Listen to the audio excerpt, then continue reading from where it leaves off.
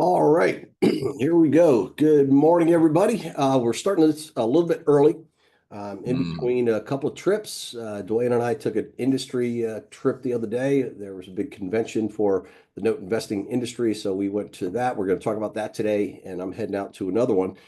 And man, just getting up this morning, Duane, I'm like, how did we travel, what, 22 times a year? 24 sometimes times? more than that. I mean, yeah, when we were younger, it was a lot more, wasn't it? Man, I'll tell you, I'm just like, wow. It's a little different, but I guess when you're in the habit of it and traveling all the time, it's not a big deal. But I miss that, when you man. get away from it, I got home and Dinah was like, you were in your element, weren't you?" And I said, "Yeah, I miss it. yeah, As long as you and I have been doing it, I know there for a while, it was several years. I would say the max was about 46 weekends a year. And it was, I did that steadily, I know, for at least 13 years, that much. And it was just constantly going and going and going and going and meeting wonderful people and hearing great stories and success stories and how they come back to an event and all of that, knowing that you made a difference in someone's life. I mean, that's the rewarding part. yeah, yeah, we did that for a long stretch. And this last event, Diversified Mortgage Expo, um, Nathan vendors, Turner did a great job. Nathan, yeah, great job. Yeah. yeah, it was a good event. It was smaller, I think, than was expected, but at the same time, you had around 150 people or so, and a good group, good seasoned group. And to your point about being rewarded, meeting good people, I mean, you and I trained two of the vendors that were there. We trained Yes. about three or four of the panelists that were there. Um, and I don't know how many people in the just in the regular attendance room. So yeah, The doing really vendors. I well. mean, we knew every vendor that was there, Yeah, worked with directly and or have over the years, and so it's kind of a family reunion, but a lot of new faces, great connections. I really thought it was. I thought it was a great event. yeah. And speaking of vendors, I know you're working on getting everybody on the podcast. So I tell us a am. little bit about who's going to be on. And by the way, the podcast Real Estate Without Renters podcast, wherever you get podcasts. I also simulcast them. Well, I shouldn't say simulcast, but repost them on my YouTube channel. You can check that out. But also, wherever you watch podcasts, you can watch them there. I put a blog on my website, all of that. But who do we have that we're starting to line up? So we talked to Carolina Capital with Wendy Sweet. I mean, I've known Wendy for a long time. She's kind of a neighbor. So looking to get her on. I mean, very well known in the industry. Um, has a ton of success. Uh, great person. Richard Robinette from crowdfunding lawyers. We also talked to Rachel Sims through um, First National. First National. Yeah, so there, I think we have about six so far uh, Yeah. that Well, I'll that tell you are what would be looking. interesting too, talking with Jason over Yes, at Inspira, yeah, and very candid conversation. I thought it was great about Inspira, who took over a couple other companies with the self-directed IRA. And I still can't believe they righted that ship. And I mean, they came in and bought two big companies, merged it all together, and within 60 days, they're running like a smooth machine right now. It's a little rough that in the beginning, but man, that's a lot to take on. yeah, he didn't make any qualms about having a rough start, and his sincere apology about how it all transpired. And he recognizes that there was some phone calls that were a little behind, some emails, but the turnaround time now, he feels like it's a very well more oiled machine, to where things are running a lot better for them, having Mhm. great success, and nothing but positive things to say about his clients that are from past and new, how everybody has really, accepted the transition and everything was good. But, you know, you, you're going to have that when, especially coming in, buying two companies like that. I mean, to have the expectation of everything's going to be polished. I mean, that doesn't happen. That doesn't happen Yeah. at all. So, kudos to him. Yeah, absolutely. And so good set of vendors there. And, you know, gosh, what from, as we just said, self-directed IRAs to servicing companies to insurance companies to money management, inventory. I mean, just a good mix of vendors. What about attendance? I know you and I were kind of networking a lot with people, but sat in on a few things. What were a couple takeaways for you? So, on Some the of the speakers sessions, yeah, themselves, or on some of the presentations. no, I thought it was, I love the panels, the panelists that they had. They had three different panels. And so I felt that throughout the event itself, it was good because there was a lot of interaction with the crowds. And Mhm. it was, Nathan kept the speakers on time. That was really Very important. on time. Yeah. I mean, it was like that was the most organized, timely set Yeah. event Yeah, you're right. as an expo or trade show that I've ever seen. I mean, he had them on, and everybody was respectful of that. So, I mean, when you knew to be in your seat and that we were starting, you had to be in your seat and we were starting. And so that was really impactful. The breakout sessions, all the rooms were full. I will tell you, not just because we're doing business together, but everybody did pile in the room. You had the largest breakout room, standing room, people crowding. We had to leave the door open half the time just because Mhm. everybody was trying to get in. And what you were talking about with the AI integrating with what we're doing now, everybody wanted to hear. Great. It was great. It was a great talk you did. Yeah, great. Thanks. Yeah, and a couple of things. Paper Stack, I thought Rick did a great job. And Paper Stack's a great source for inventory. It's a platform that was developed that we really didn't have in the industry. And these were two guys that met Duane and I doing a 3-day training down in Fort Lauderdale, whatever, 12 something plus years ago. And Yeah, I signed haven't up. He seen had a them in a great long time. story You about see that. them And because you're near, you're yeah, near they're them, 4 miles and down the road. they're Yeah. like neighbors. But I haven't seen those guys in a while, and they came up and, hey, where you been? I haven't seen you in a while, and it was great. It was great, great seeing them. Yeah, great story with them and leaving our training and making 10 grand on the way home. It's just a great story. Just taking that one technique I taught them and flipped it around on this note and made 10 grand. So it was a good story. And the platform there is a really good one. They saw a need in the industry. They filled it, and now they're making some changes. Major changes. Yeah, so we're going to see a lot more inventories from larger sources. I'm still kind of mixed on the auction type of format that they're going to start doing. Yeah, I Those didn't know that he guys was do going to that. throw that out, so I was kind of surprised with that. But Yeah. um, I don't. I don't know how it's going to work for him. But we'll see. Just like in anything, change is good. Whether it's good or bad, it's change is going to happen, and hopefully it works out for everybody.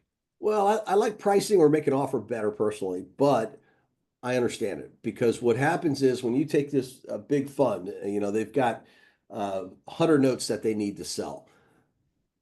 These big funds, I mean, there's a misconception. You think a big fund is a big office building and a bunch of employees. No, no, no. These note funds might have 5 people, that run a $20 million fund, and that's it. So they don't have the capability really or the time to go through each asset in detail and price it out. That's why Right.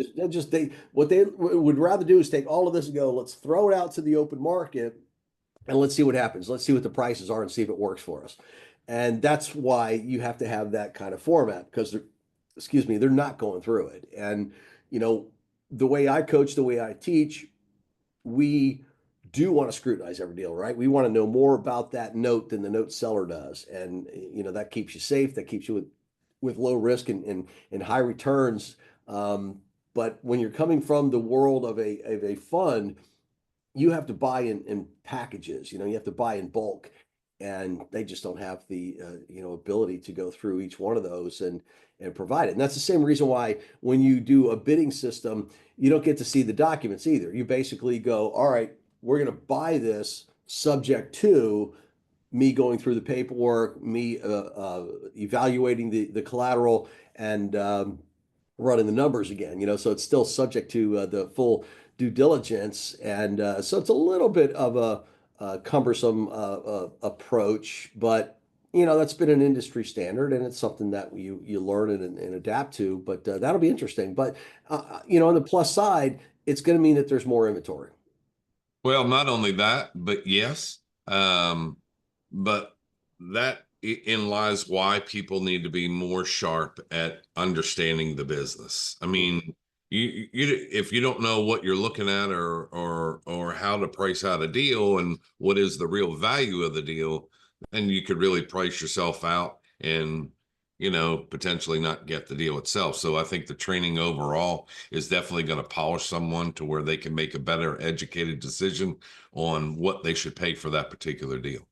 Yeah, and to your point, a fund like that is moving a lot of notes, they will supply you with the information they have. Right. That doesn't mean that's all the information. That's right. There may be other liens that have been on the property. There may be other actions that have taken place legally on the property. There might be fines involved. There might be, who knows, modifications that they haven't recorded. And so when you get information from somebody who's selling a note, you can't just say, well, that's all the information there is. No, you still have to do your due diligence. You still got to get online. You still have to probe and go through. And I kind of showed that with the AI example that I was teaching in Nashville, where I told the AI to come up with an offer, right? It's like, here's the information on this deal. Here's my parameters. Give me an offer on this note. And it gave me an offer. But the problem was when you looked at the paperwork, $25,000 of that total was forgivable. And Mm-hmm. the AI didn't know that because it didn't go through and read all of the documentation. So you're right. I mean, you definitely have to be sharp enough to see what's in there and understand that, we're buying that contract, whatever's in that those four corners, so to speak, that's what we're buying, So you've got to be able to go through and not only that, but know what documents to ask for. Yeah, I don't think people understand that these hedge fund companies need to get them off their books as fast as they get them on. They want to get them off. Typically, it's 90 to 120 days that they want to do a turnaround time, and sometimes that's just not possible. So it's to their benefit to get rid of them. They're in business to make money, and you're in business to making sure you're making a good buy, and that's doing your due diligence, and you need to be sharp about that. So it's an easy business, but it can be real tough and difficult if you don't know what you're doing. Yeah. Yeah, and so good news on the paper stack side, and a good group of guys over there, and yeah, it was good to see them again. Yeah, for sure. The other one that really stood out to me, I've been telling my clients for the past 5 years, stay out of New York. Just don't even buy a note in New York. Performing, Mm. not performing, I don't care. Just stay out of New York. And the reason I was saying that was all the research that I had done shows that it takes 4 years to foreclose. And if you're in a situation where you're a lender and your borrower goes delinquent, you're spending $5,000 to go through a procedure that's going to take 5 years. And delinquent borrowers figure this out somehow, some way, and they'll just go, all right, I'm not going to make any Yeah. payments for 4 years. I'm going to live here for free, and I'm going to fight you. I'm going to hire an attorney, and they can delay it. And it's just a mess, and it really backfires because it's not good for the real estate market. That's not a healthy market. That's the government coming in and changing a free market. If you want to stay, you got to pay, sort of thing. And on the attorney panel, and I don't know if you were in there or not at that time, but they had a attorney from New York, Pennsylvania, and then one that represented about 5 states in the Midwest. And the attorney who's in New York, she said, yeah, she goes, if you're upstate New York, it can be as quick as Of a 2 years difference. to get to foreclosure. Yeah. As Yeah. quick as 2 years. Quick as 2 years. And Yeah. the closer you get to, man, New York City, um, you're looking at 4 years uncontested, Wow. uncontested. And Uncontested. she said, if you mess up on some paperwork or you miss a filing deadline, you've got 14 days to do this. She used an example where they, gosh, there was one day late. They put in a thing that the letter went out on, I'll just say the 13th, and it actually was created on the 13th. It didn't make the mail on the 14th, and the other attorney fought that, and that delayed the thing by 3 months. I mean, it's just Wow. crazy, and so that's an issue. What do you think's going to happen there? I mean, what's your thought about that whole process? I mean, what's going to change? You You know, can't stay like that. if I was a lender, I wouldn't be lending in New York either. So I think that's what it's going to take is lenders are just going to start to throw up their hands and go, well, we're just not going to do a loan in New York. I mean, it just gets to the point of being ridiculous. It's like Or what the happened rates in or the fees Ohio. are going to be so much, just like, insurance companies in Florida, all the disasters, Yeah. yourself. I mean, rates are through the roof and companies have pulled out of Florida. Well, you remember the judge in Cleveland years ago Oh, yeah. Yeah. when uh, the last crash, right? So 2008, 9, 10. This guy made it so difficult to foreclose, basically just almost banned foreclosures. I mean, you'd take it to Hmm. court and he would just push it back, push it back, push it back. So what ultimately happened? Nobody was doing business there anymore. And all the houses that were facing foreclosure just sat there and rotted.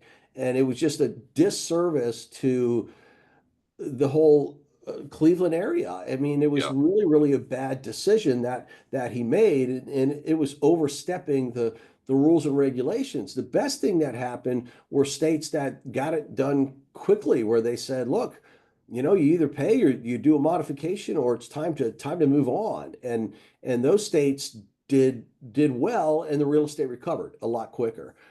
So I don't know. I can't see, and oh man, I've seen companies that you and I know that bought a bunch of stuff in New York, and Yes. I'm just sitting there going like, "Ooh, that's going to be painful down the road." And we just, yeah, as an individual investor, you can be sharper, you can be more precise than a bigger fund, and man, New York, New Jersey, I don't know. I shy away from that pretty much as well. That's about 3 years.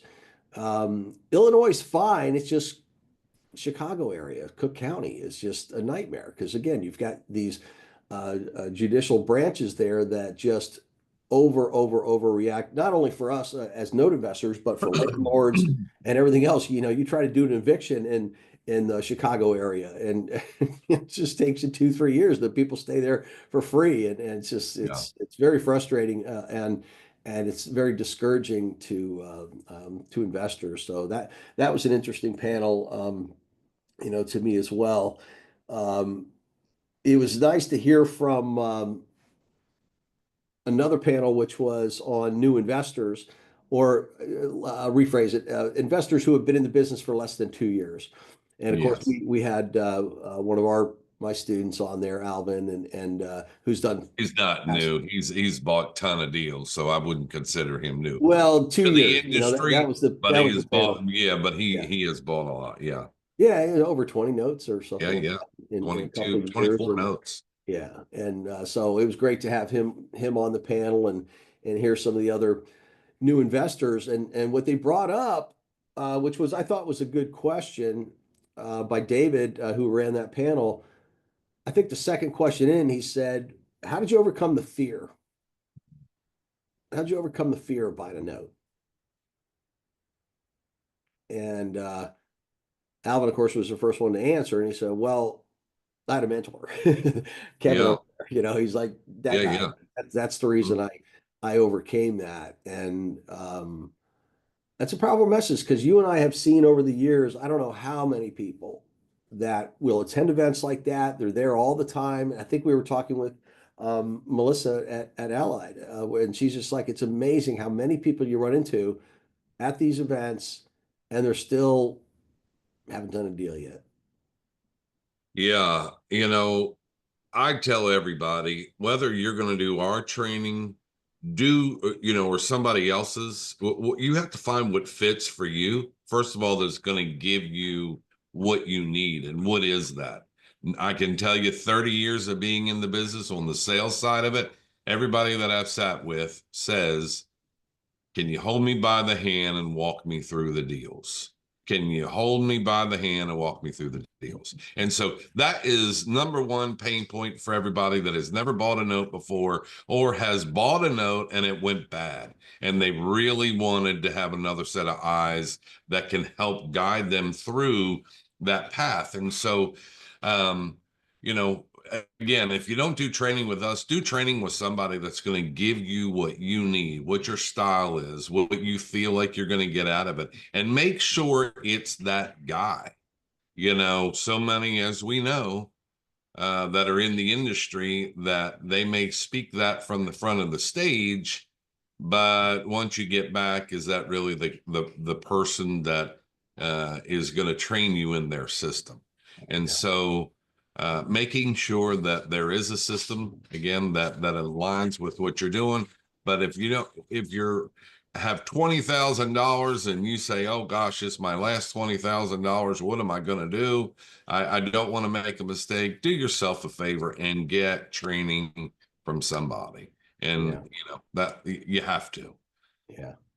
We've It's heard too many horror stories that people take their last 20, 30, $40,000, go out and invest it, and now they have a bad taste in their mouth about the note business because number one, they were uneducated and they bought a bad note and it kept them up at night. And now not only do they lose their $40,000, but it's going to really cost them more because now they have to foreclose all these other expenses that they never calculated into it, and it created a horror story not only for them but for their family. And now they're shaking their head on the sideline. What am I going to do? yeah. Yeah, it's a shame when you see people go from this is how much I'm gonna make to how much can I sell this for to avoid more loss? What am I willing to accept as a loss? And yeah, there's just no need for that. And again, when you really know how to analyze these things and buy it the right way, you're going to make money no matter how it goes. It just becomes a matter of time and how much. But certainly you can sharpen those skills. And you're right, it's a first investment. And again, I think everybody was there to learn from each other and network, all the auxiliary things, the insurance and servicing and all that, just a big part of it. And I was surprised of how many how many investors that have been there, uh, that have been in the industry for a long time versus how many new. Didn't seem like there was a lot of new investors. right. Definitely the seasoned people were outweighed the new investors, but I will tell you there were a lot of seasoned investors that really could use some training that I talked to. Um, and they did well. And, their conversation was kind of like, well, fortunately, I've been lucky and I've never had any personal, professional training. It was all, do it as I go along. And I've been lucky about it. And so kind of brought up, hey, what happens if it goes wrong? How do you work that out? And so realizing that just because I bought 10 or 15 notes doesn't mean that I don't need professional training. Yeah, and I talked with some people also that they were trained, but they were only trained on one specific thing. Yeah. One technique, one track. And if you're only trained in one area, or you're only learned or participated in one area, it's like you're going into a fight with one arm behind your back. You can't do it. You've got to look at, we've always, you and I have always, told people, if you're doing performing notes, you have to understand non-performing, because performing notes could go bad. If you're doing non-performing notes, you have to understand performing notes, because that's Right. the overall goal is to have those notes get re-performing again. And when you have people who go, well, I just learned non-performing notes, I kind of cringe. I'm like, because the inventory is not there. You know that. That was another thing that was very clear at this event. We're still at 90-10. 90% of our inventory is performing, 10% is non-performing, and the non-performing I've seen is They're overpriced. just expensive as a performing. Overpriced. It's like, and you have Yeah. people who just understand non-performing, and they're gonna get just beat up, Yeah. in this marketplace, and so there's something to say about that. I mean, it comes down to, if you're learning the business on your own, the only thing you can do is learn one deal at a time. That's it. That's your experience as you progress through the industry. If you learn from somebody who is, as you said, walking you through each step, and has an experience of hundreds and hundreds and hundreds of notes, well, you're getting the experience of that person saying, no, here's how you handle that. Here's how you do this. And that's, I don't know, that's how things work. I mean, I don't care what industry you're looking at. I mean, whether it's sports or building a house, being a carpenter or plumber or whatever, you learn from somebody who's been there, done that, and knows how to handle things. And you just learn so much quicker and so much easier by Yeah. by doing that method.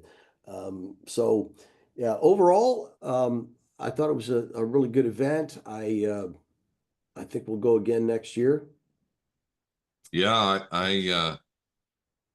I would say yes. I know that there's a couple other events coming up that I'd like to look into. I really feel like this was the best connection that I had with people that were engaging. It was a great, I mean, it was just a pleasant crowd. Everybody was so engaging and forthcoming on information that they know, resources that they have. So really shout out to Nathan Turner for putting this on. He and his family smoothly all the way through. And I'm again surprised with everything staying on time. He was pretty adamant about that, and yeah, it was good. And I have Yeah, to say, I was the first person to put money in the jar for my phone going off in the yeah, meeting, and yeah, yeah. One point that you just mentioned something, and it triggered a thought. Apologize. Yeah, we heard some things about new events in our industry coming up, and without going into names and everything else, my thought is, which has happened in our industry in the past, too many people want to put on conventions, and then it just becomes overdone, and it just thins everything out. People get tired of going, and I think overall it's not good. Um, Good for an industry just to have, you can't, who's going to go to 6 events in a year in this industry? It's not worth it. Financially, it's not worth it. Network wise, and what starts to happen is it'll just start to thin thank you.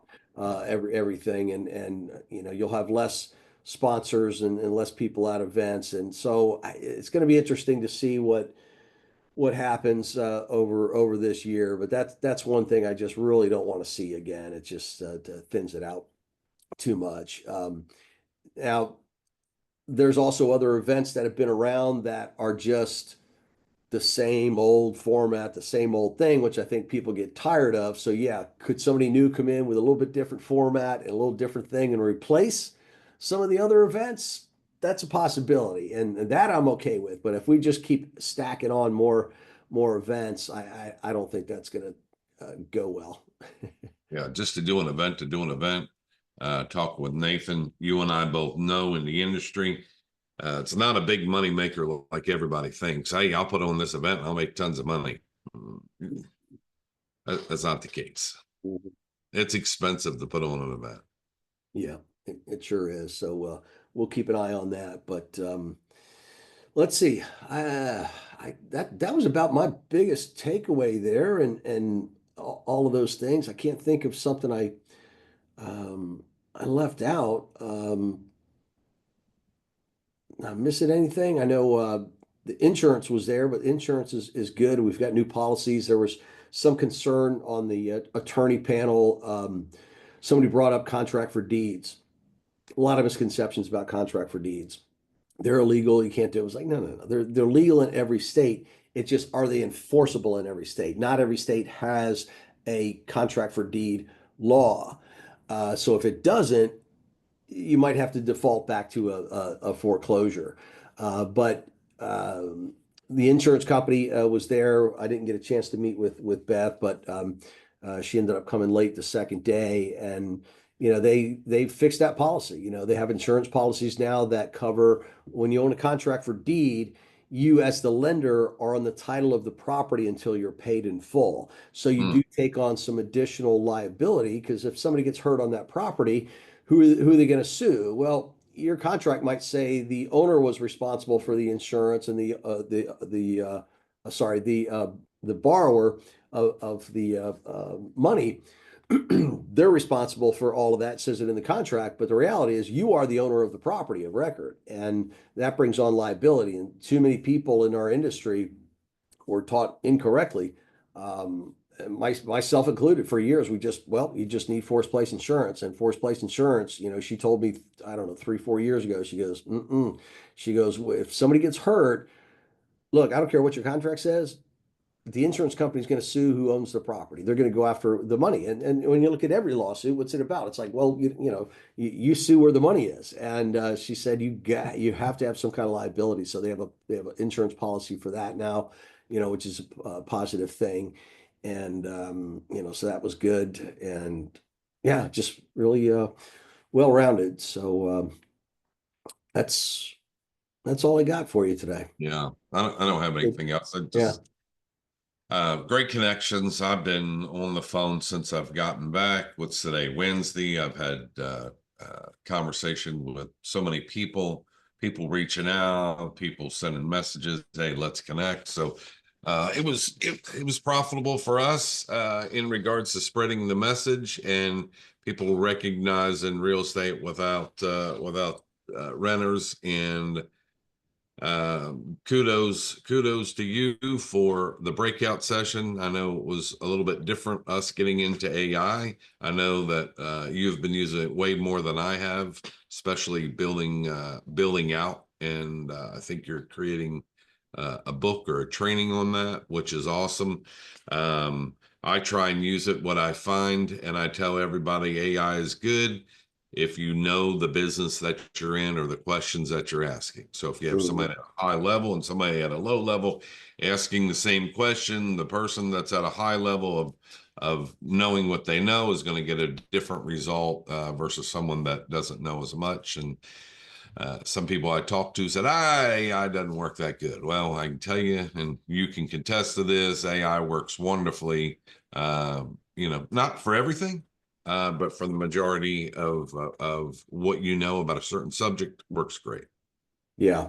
And I will be coming out with a book by the end of this month. So stay tuned for that. And it's pretty amazing when you start to look at it, and it's going to continue to grow. And once again, we're the first ones talking about it, the first ones getting into it in the industry. And as long as I've been around, I tell everybody I stay sharp by staying on top of the marketplace. I'm involved in Yeah. it every single day.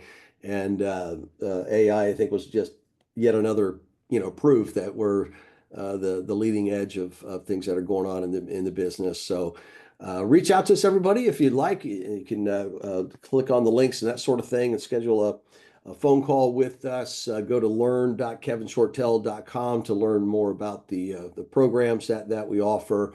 and love to get you involved in the business and get all the same success that all the other students that we have are doing. So thanks everybody. I've got to start thinking about getting an Uber on my way to the airport and on my way to Dallas today.